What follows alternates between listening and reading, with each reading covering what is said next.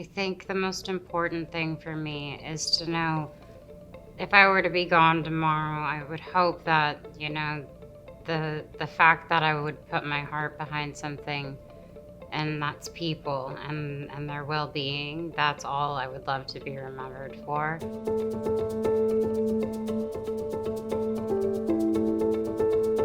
I want to start with the very obvious question of what is Wondermind? Wondermind is the world's first mental fitness ecosystem where you're able to get online and discover where your journey is. It's an ecosystem that has different pillars of different parts of somewhat of what a person would go through on their journey of trying to understand their mental health. I also feel like it's a daily, like almost a reminder to check in, and you can feel however you want to feel that day. And it's kind of how Wondermind started, was just a conversation between my mom and I. And I loved that we were able to talk to each other about our own mental health issues. It's so important for you to understand who you are, especially if the next step or what you're feeling is to actually go see a physician. It's described as a mental fitness ecosystem. So it really sounds like you're being deliberate in how you're positioning a company like this. How do you see Wondermind sitting next to so many other services that are focused on mental health? Well, technically, we're not a service. So the ecosystem component is basically we have different pillars, such as film and TV, editorial. What makes us different is we go from the outside in.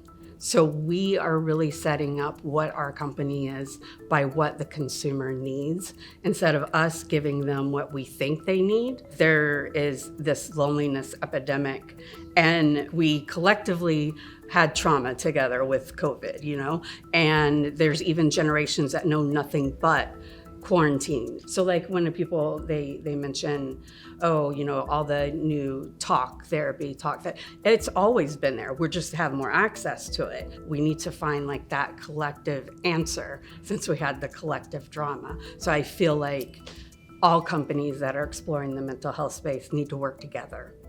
As you mentioned, the U.S. Surgeon General issued a report called Our Epidemic of Loneliness and Isolation. In 2023, there was record high suicide rates. And so this is a huge problem. And he was citing there's this loss of connection and community that really was facilitated by the pandemic. There's so many amazing companies like Wondermind that are looking at this problem, but knowing how big it is, how should we be thinking about this at scale? I think in that study I read where there was 3 reasons why people didn't do therapy.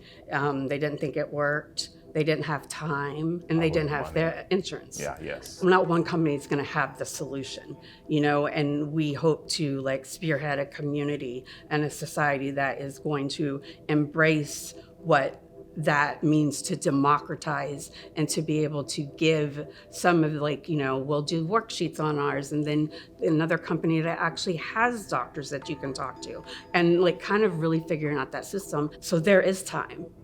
It's just getting people to trust what we're providing. Right. And Selena, I know you've imbued addressing mental health in so many of your companies. I mean, this has been a huge platform for you. So adding Wondermind to that mix, what is your vision for addressing mental health at scale? My hope is to genuinely be an avenue, be a safe space, an informed, trustworthy place that people can lean on. And we're not in competition within anyone. We just want to be a part of a mission that we so wholeheartedly believe in. I truly think it's one of the most important subjects. I think it's just as important as if you broke a leg, you go see someone for that. It's hard, but I want to find a way to make it that it's easy, and I'll do anything I can to see that happen. That would be a dream of mine. So, but until then, we'll just keep going and doing our thing.